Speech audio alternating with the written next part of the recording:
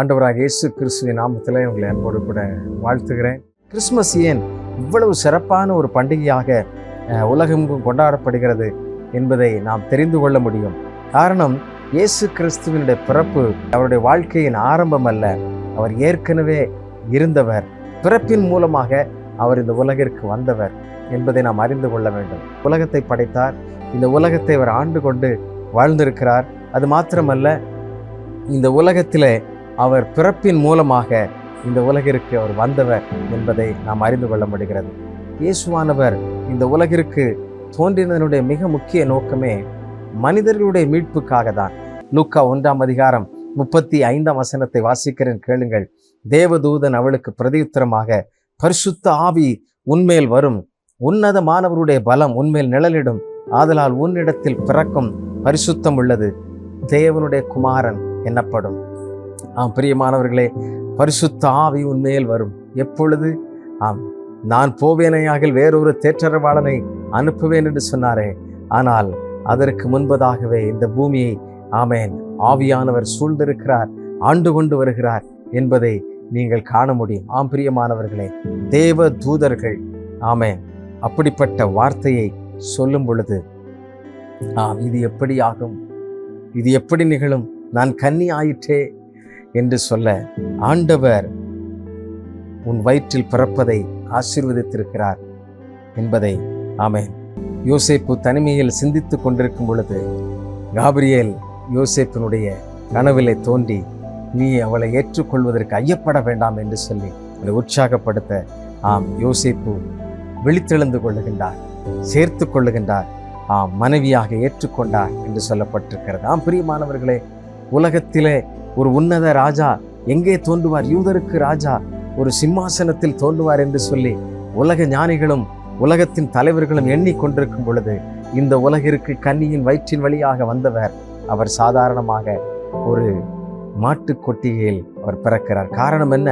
அன்றைக்கு அகஸ்துராயன் என்கிற ஒரு தேசத்தின் ராஜா என்ன செய்கிறார்?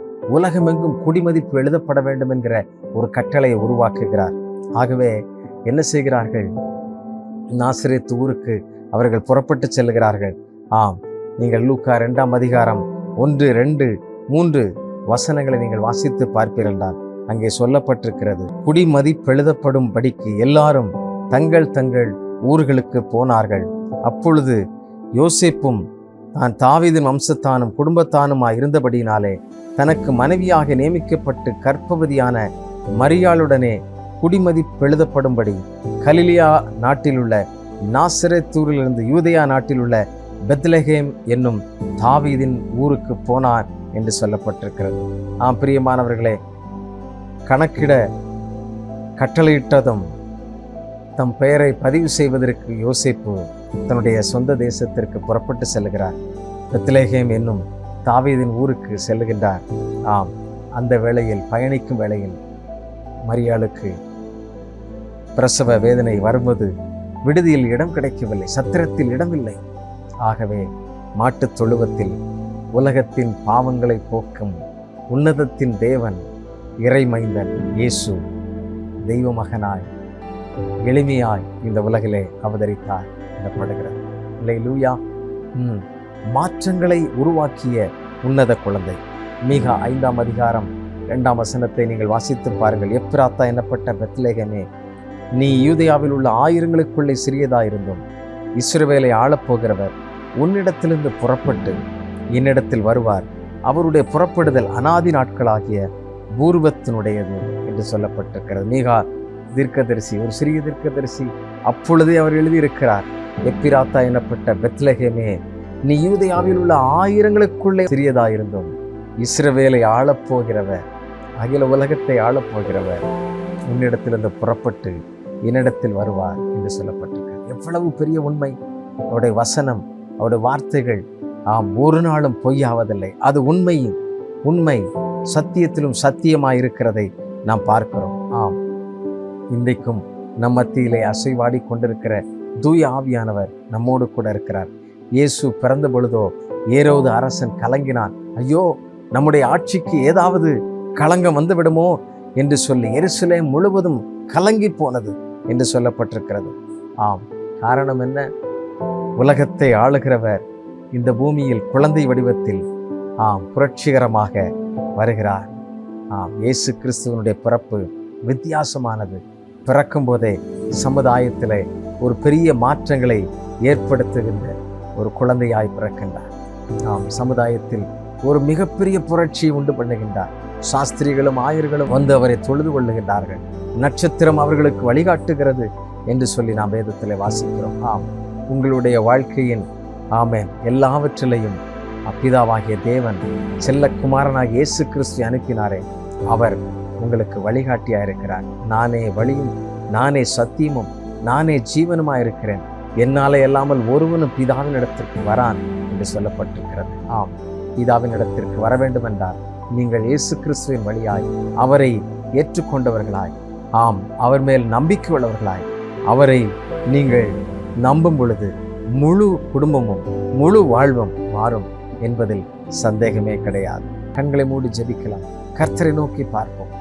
சமுதாயத்தில் புதிய மாற்றத்தையும் உங்களுடைய தனிப்பட்ட வாழ்க்கையும் ஆசீர்வாதத்தையும் அவர் எல்லாருக்கும் அருளி செய்கிறவர்.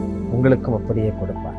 தேவனே, யார் யாரெல்லாம் உம்மை நோக்கி இப்பொழுது கூப்பிடுகிறார்களோ, உண்மையாய் தம்மை நோக்கி கூப்பிடுகிற ஒவ்வொரு பிள்ளைகளையும் கர்த்தர் நீர் ஆசீர்வதிக்கும்படியாய் நான் ஜெபிக்கிறேன் அப்பா. அவர்களுடைய தனிப்பட்ட வாழ்க்கையிலே ஒரு பெரிய வெற்றி உண்டாகட்டும் என்று சொல்லி நான் ஜெபிக்கிறேன். தேவரீர், நீர் சகலவற்றையும் செய்ய வல்லவர் அப்பா. நீர் செய்ய நினைத்தது ஒன்றும் ஒரு நாளும் தடைபடாது என்று சொல்லப்பட்டிருக்கிறது. ஆண்டவரே, உம்மால் ஆகாத காரியம் ஒன்றுமே இல்லை.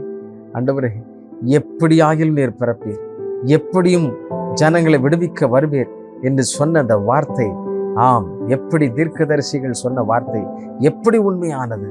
ஆண்டவரே, அதே போல மீண்டும் இந்த பூமிக்கு நீர் நியாயந்திருக்க வரப்போகிறீர்.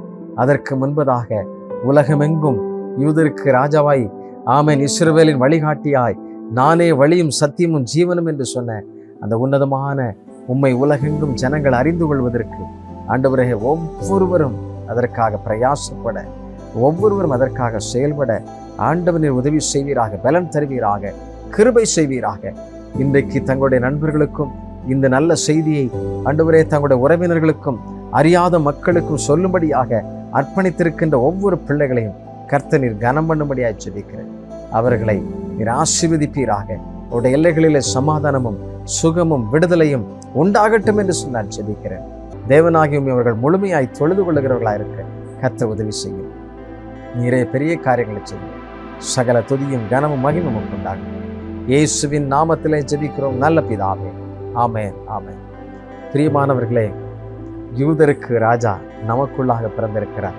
இஸ்ரவேலின் மீட்பர் உங்கள் ஒவ்வொருவரோடு கூட இருக்கிறார். ஆகவே இந்த நற்செய்தியை சொல்லுங்கள்.